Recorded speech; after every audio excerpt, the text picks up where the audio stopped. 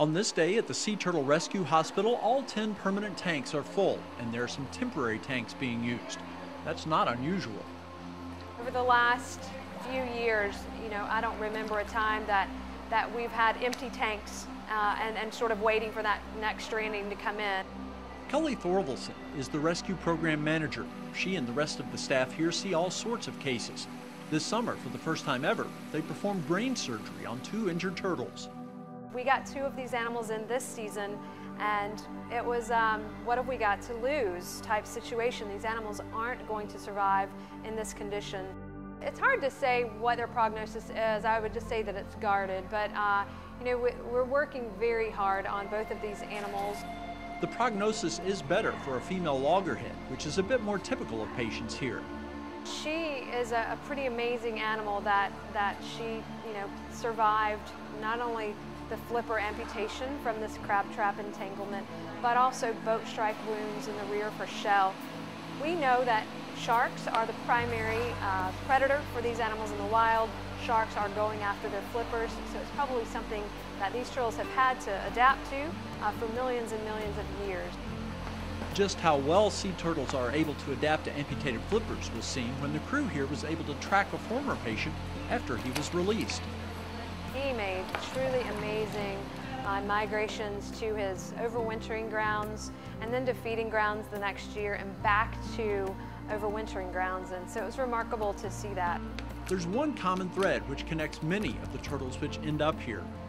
Certainly we see the direct human impacts like boat strikes, fishing gear entanglements, the impactions caused by plastics and fishing line.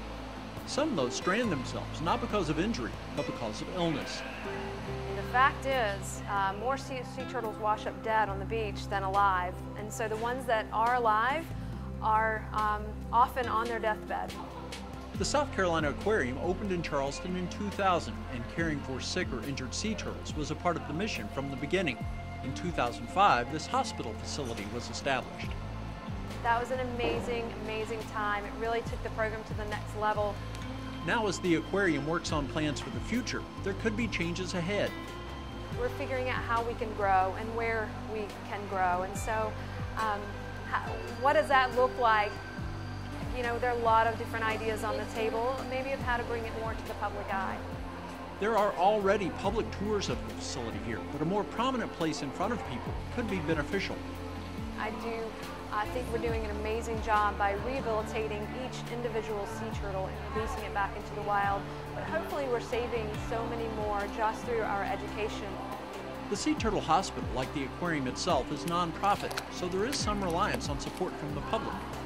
Medical care, as it is for your dog or cat or you, it's expensive for sea turtles, and so we do seek out funding from grant organizations and certainly from our community and business sponsors.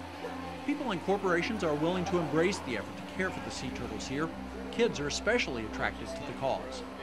Certainly school kids, but also just individuals that forego birthday presents to raise money for the sick and injured sea turtles. It's not just monetary support, though. Case in point, a piece of artwork from Hanahan Middle School, which holds a special place at the hospital. The art teacher had every child in the school put a handprint on that painting, and we love it. It's a perfect place for it. We're excited they gave it to us. Each turtle that comes into the hospital as a patient gets a name based on the place where it was found. So the names are significant, and the communities where these turtles strand or where they're found, it helps them to identify with the turtle. Those names also help the permanent staff and volunteers to relate more closely to the sea turtles. Relationships do develop.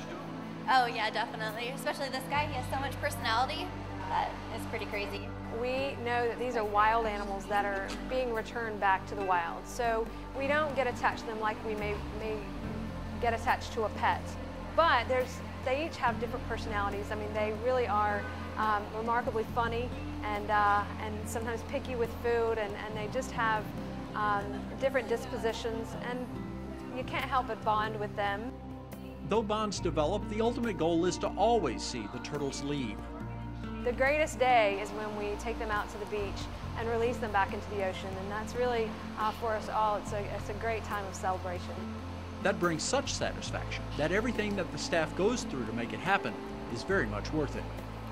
We've had one of the busiest seasons ever in the Sea Turtle Hospital, and you know, after working weekends and nights and holidays and 15 days straight, it was exhausting, but I can say that I never once didn't want to come to work.